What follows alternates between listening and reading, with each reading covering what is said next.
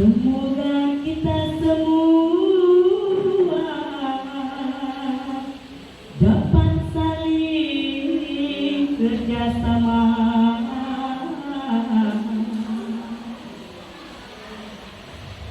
Di Pulau 4 banyak ikan. Ikan dipotong di atas papan. Selamat datang saya ucapkan. Semoga diskusi ini berjalan sesuai harapan. Assalamualaikum warahmatullahi wabarakatuh.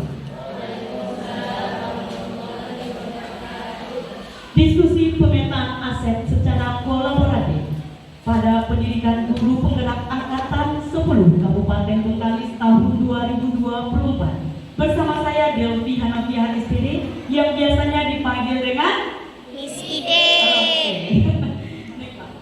Baiklah Bapak Ibu, saya selama ini saya menjalankan pendidikan guru penggerak 6 bulan ini dibimbing oleh fasilitator Ibu Rosa Novita SPD Awad MPD yang merupakan salah seorang pengawas di Dinas Pendidikan Kabupaten Kuansing Singingi, dan juga saya pengajar praktek dari Bapak Andi Lovaro Pasudungan MPD yang merupakan guru SMA Negeri 14 yang sekarang sedang menjalani pendidikan S3 Universitas Indonesia.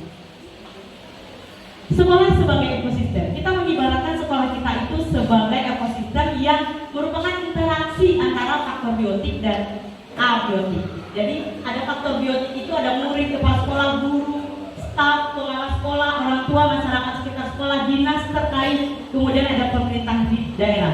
Kemudian faktor abiotik ada keuangan, sarana, prasarana, dan lingkungan alam.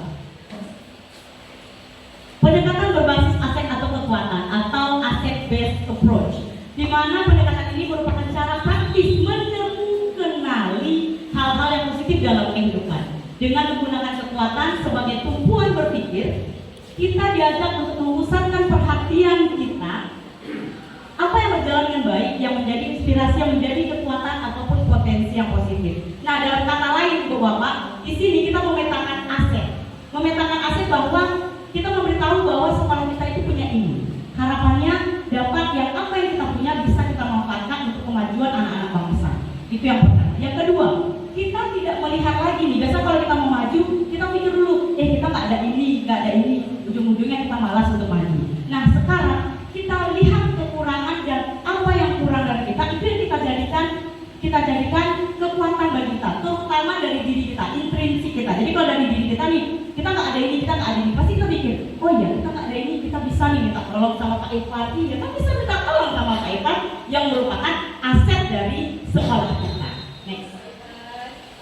Oke, aset-aset dalam komunitas ada 7 aset. Aset yang dimanfaatkan oleh pemimpin pembelajaran, yaitu yang pertama ada modal manusia, kemudian modal sosial, modal politik, modal agama dan budaya, modal fisik, modal lingkungan, modal finansial. Nah, modal dari manusia, kita ada kepala sekolah kita mempunyai S1 sesuai dengan bidangnya, kemudian mempunyai sertifikat pendidik dan juga diklat kepala sekolah. Kemudian juga ada pemanfaatan di mana kepala sekolah ini membuat kebijakan-kebijakan yang baik untuk kepentingan kita semua dan anak-anak bangsa ke depannya. Selanjutnya ada guru kita mumpuni, di mana guru-guru kita ada pendidikan yang S1 dan S2. Sebagian besar memiliki sertifikat pendidik. Selanjutnya mengikuti pendidikan guru penggerak. Alhamdulillah kita sudah punya guru penggerak, kita ada 2, ada Bunda Matini dan Pak Wawan. Dan saya sebagai calon guru penggerak. Kemudian guru-guru kita juga sudah menggunakan IT. Sudah belajar kan pakai Infocus kan? Wizi sudah mulai juga kan? Nah, jadi guru-guru kita pun sudah merupakan aset yang mumpuni dalam pendidikan. Kemudian juga ada kita kegiatan ekstrakurikuler yang langsung dibinai oleh gurunya. Kemudian juga ada murid-murid kita. Murid-murid kita ini terdiri dari murid-murid heterogen, di mana anak-anak kita ini adalah anak-anak yang unik, mempunyai minat dan bakat yang berbeda-beda. Jadi guru sebagai pendidik menuntun arah mana yang mereka akan raih, mau di bidang akademik maupun di bidang non-akademik, seperti itu. Kemudian juga ada teknik ini tenaga kependidikan. Dan di sekolah kita itu hampir semuanya sudah S1. Dia juga menguasai IT serta berkolaborasi dengan guru untuk di bidang keadministrasian dan kearsipan. Dan juga ada karyawan keamanan, kebersihan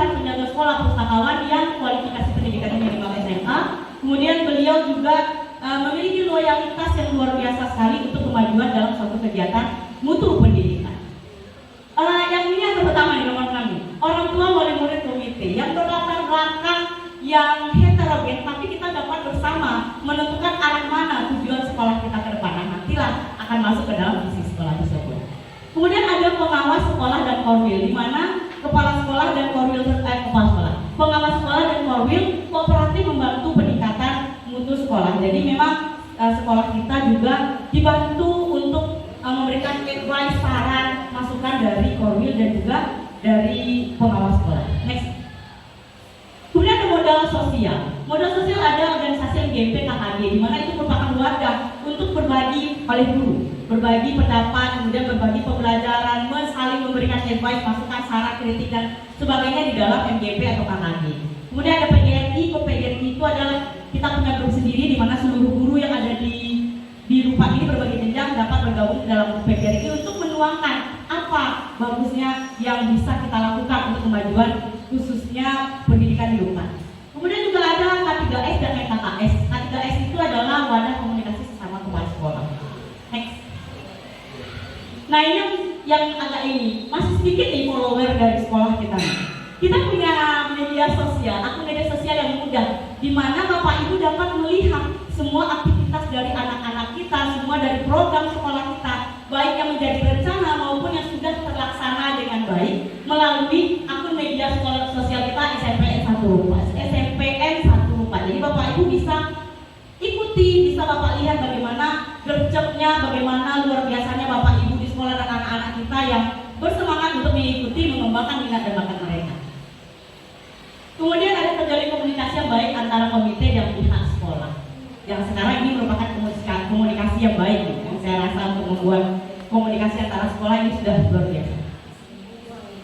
Kemudian modal politik, ada anak-anak yang aktif dalam kegiatan pemilihan ketua OSIS itu sudah alhamdulillah dari 2000. Sejak saya di sini, saya menggerakkan itu dari 2022 kita sudah melaksanakan pemilihan ketua OSIS secara langsung diadakan di depan ramai, kemudian dihitung bersama lengkap dengan saksi dan lain-lainnya perangkat dalam pemilihan. Jadi anak-anak itu diajarkan untuk bisa berdemokrasi, menyampaikan apa yang ada di pemikiran mereka untuk bisa memajukan kegiatan-kegiatan di sekolah. Selanjutnya ada kerjasama kita terkait dengan Puskesmas, Koramil, Polsek, UPT Perpustakaan dan komunitas tempat. Jelas Puskesmas kita bekerjasama dalam bidang kesehatan, Koramil dengan Polsek kita kerjasamanya dengan bidang keamanan, kenakalan remaja, kemudian juga di bidang penanggulangan atau mengantisipasi kesebaran narkoba, kemudian juga ada di bidang UPT Perpustakaan kolaborasi di bidang literasi. Kemudian ada modal agama dan budaya, di mana ada kita punya tokoh agama, tokoh adat. Di situ kita dapat menggali informasi terkait agama serta terkait adat istiadat di dalam Melayu khususnya Rupa. Selanjutnya kita juga punya tempat ibadah di sekolah, di mana itu digunakan untuk beribadah juga untuk mengembangkan minat dan bakat mereka di dalam agama. Kemudian juga ada tradisi, sarana pengenalan dan melestarikan budaya kearifan lokal seperti yang sudah dilaksanakan di Manis Akhlaknya. Modal fisik, ada kita punya ruang sekolah, ada perpustakaan, labor, UKS, gudang aula, pendopo, pondok baca, lapangan badminton, lapangan bola kaki, lapangan basket, lapangan voli, kebun, ruang olahraga, ruang pramuka, parkir guru, parkir siswa, kantor majelis guru, TU dan kantor kepala sekolah. Selanjutnya pemanfaatannya untuk menggali terkait akademik dan non akademik dari anak-anak. Nah, ini Bapak Ibu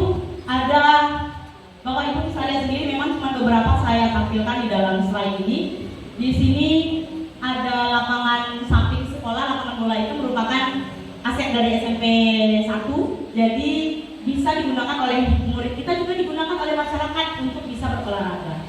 Kemudian ada parkir guru, parkir siswa, lapangan basket yang juga bisa dimanfaatkan untuk lapangan voli. Lapangan voli kita juga ada di belakang pendopo, kemudian ada ruangan tata usaha, kelas, kantor.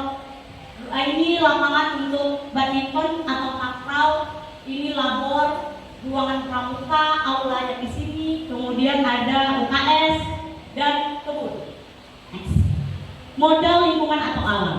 Di mana modal lingkungan ini kita dekat dengan pantai atau tempat wisata. Kemudian pasir ikan melimpah.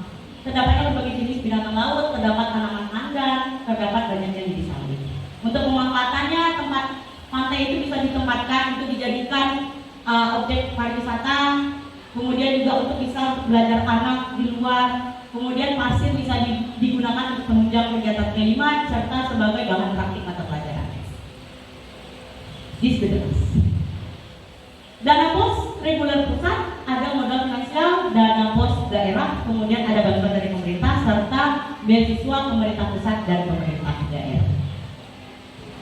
Baik, terima kasih. Demikianlah pemetaan aset dari saya, calon guru penggerak angkatan 10 Kabupaten Betawi tahun 2024. Jika ada Bapak Ibu, saya berharap sekali dengan pemetaan aset yang sudah saya sampaikan tadi dapat memberikan pemikiran kepada Ibu, oh ya ternyata kita punya ini. Kenapa kita tidak buat ini untuk anak-anak kita?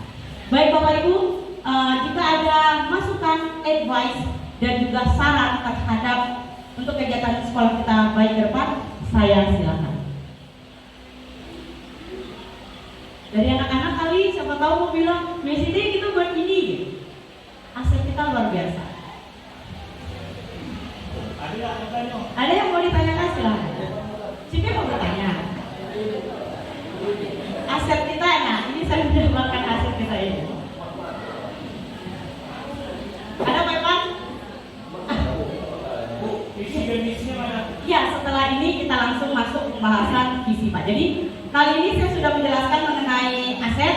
Jadi kita nanti insya Allah langsung kita serahkan kepada Bunda Wadini untuk menjabarkan visi dari sekolah yang akan melibatkan keterlibatan ibu-ibu di dalam kolaborasi